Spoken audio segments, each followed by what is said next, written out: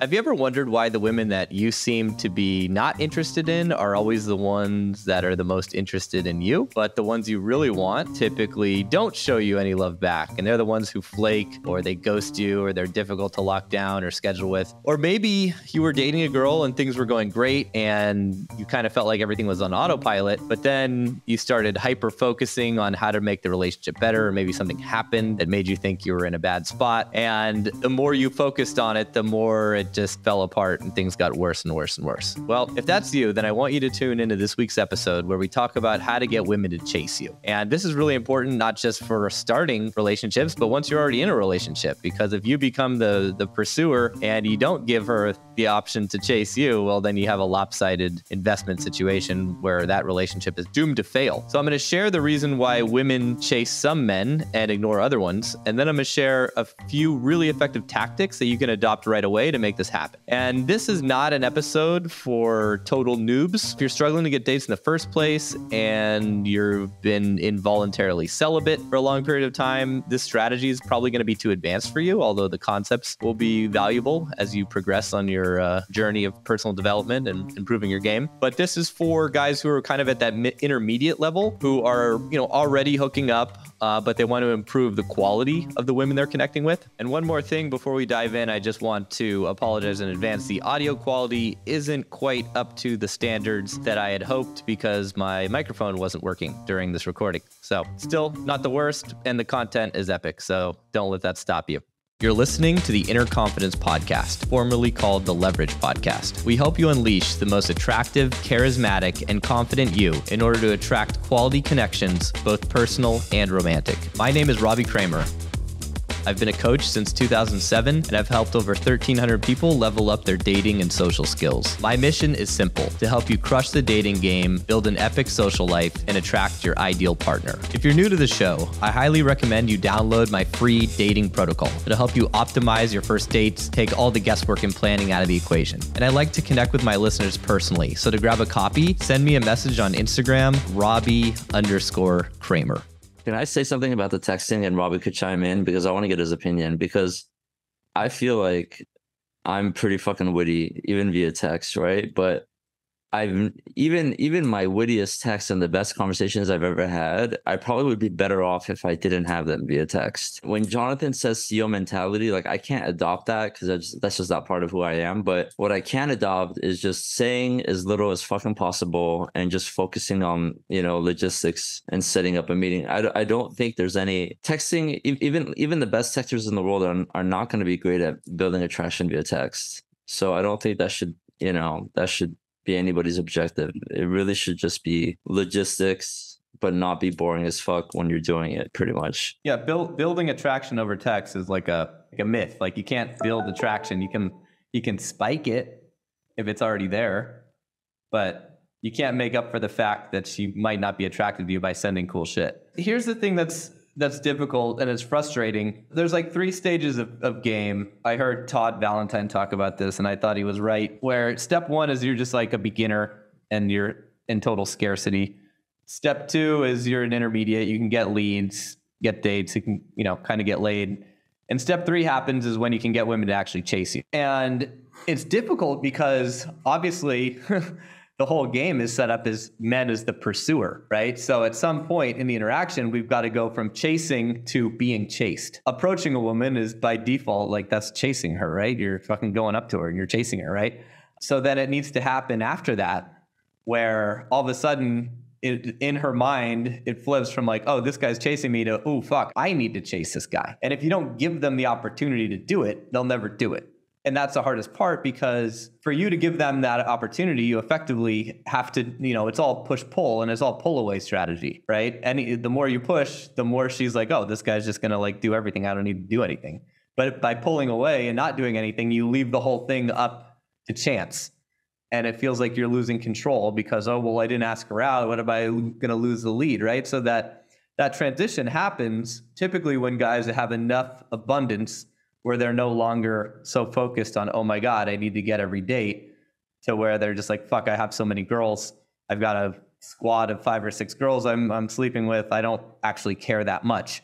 And then they see the power of not caring And that gives them the confidence to actually stick with that strategy. So it's a leap of faith in a lot of ways. And like, I see you're like right on the cusp of that.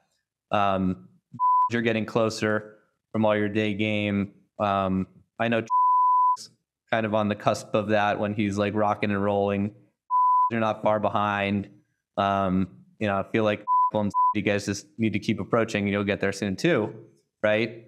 So like, I feel like everyone on this call, it's like moving away from, you guys are either intermediates or like almost advanced, right? And a couple of you who haven't been in the group as long, or maybe quasi beginners, I guess you could say. And this really comes out in texting, right? Because like you meet the girl and you either made an awesome impression on her or you didn't, right? And no texting is going to make up for that or not. So if you really want to tackle the issue, like you need to get way better on your approaches, and that's what you've been doing. Like went fucking like ham or hard, whatever.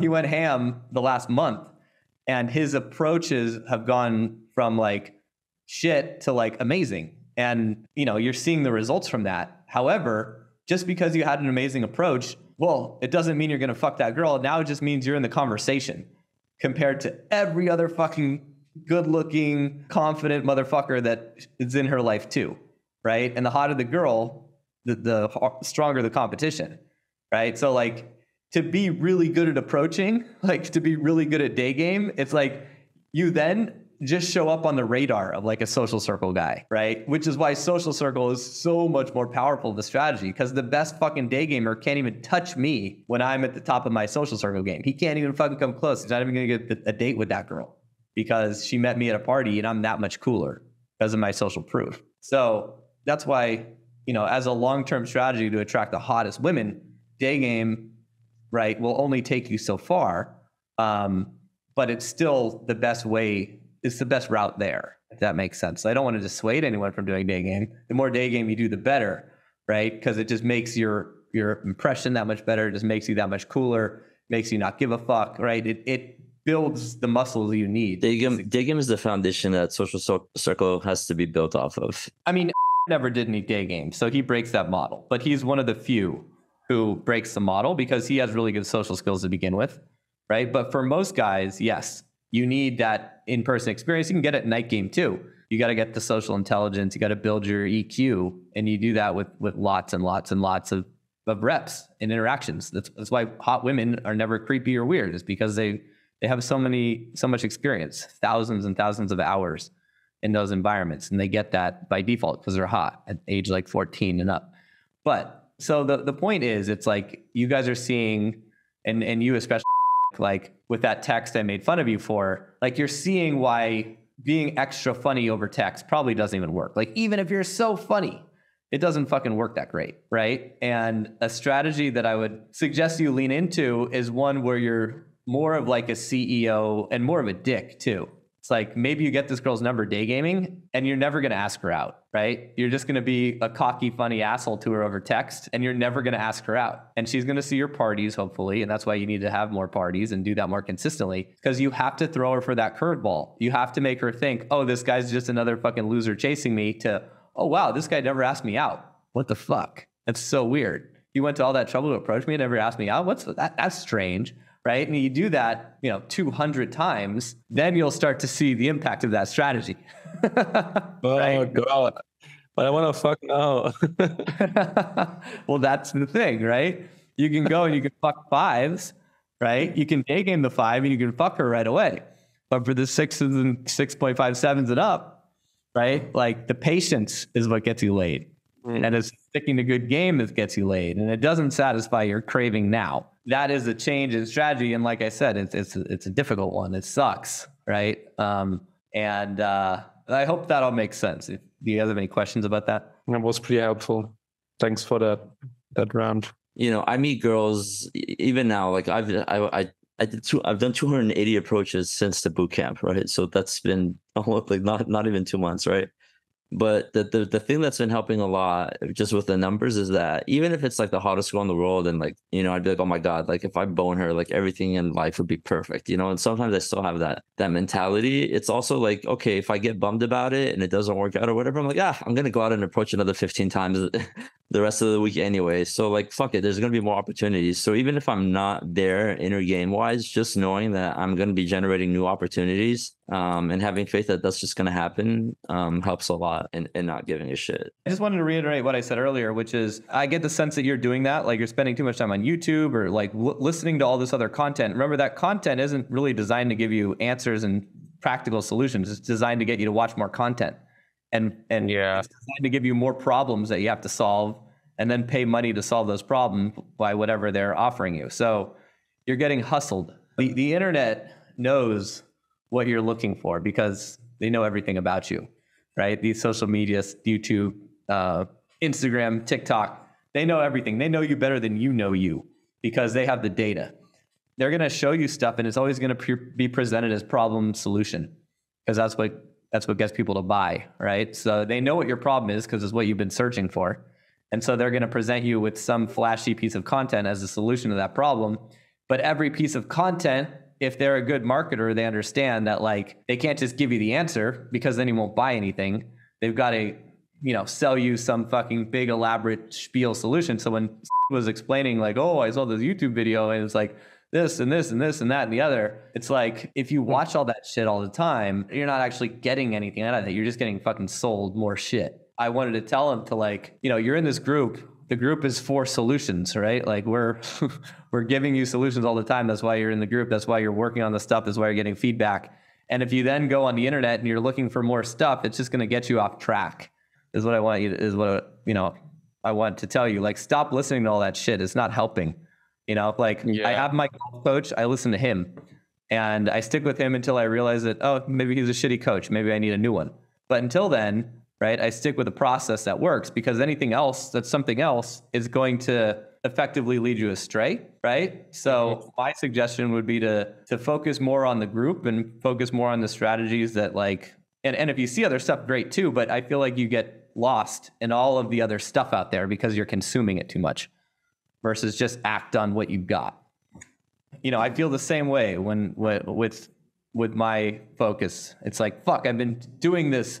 I've been working on my golf swing for 2 years now, and it's still not where I want it, right? And it just can't happen faster because it takes so much time to build that muscle memory. Every time I incorporate a new technique into my swing, it takes me 500 to 1,000 shots to get it in my body. And you can't speed that up, right? Like I can speed it up by simply hitting more balls faster, but I have other things that I also have to do. I'm not a professional golfer, unfortunately. So life has other things and you just have to accept that some of these things take time. But if I then go watch a video that counters that thing I'm trying to put in my swing and it gets me to not focus on that, and then I go down this other rabbit hole, well, now I've lost even more time. And now I suck even more. Yeah. Now I'm confused.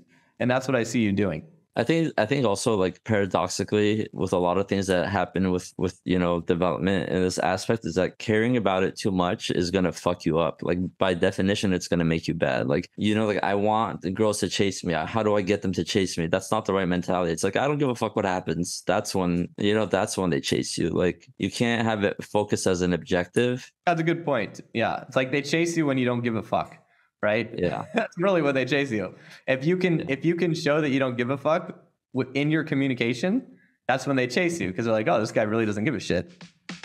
I hope you enjoyed the episode, and I want to let you know that we've opened up a few slots in our exclusive community. We're accepting applications to join our select group of men and experience the radical power of accountability, step up your game, cross everything off your sexual bucket list, and become a beast at accomplishing all of your goals. To learn more and apply, go to innerconfidence.com/community.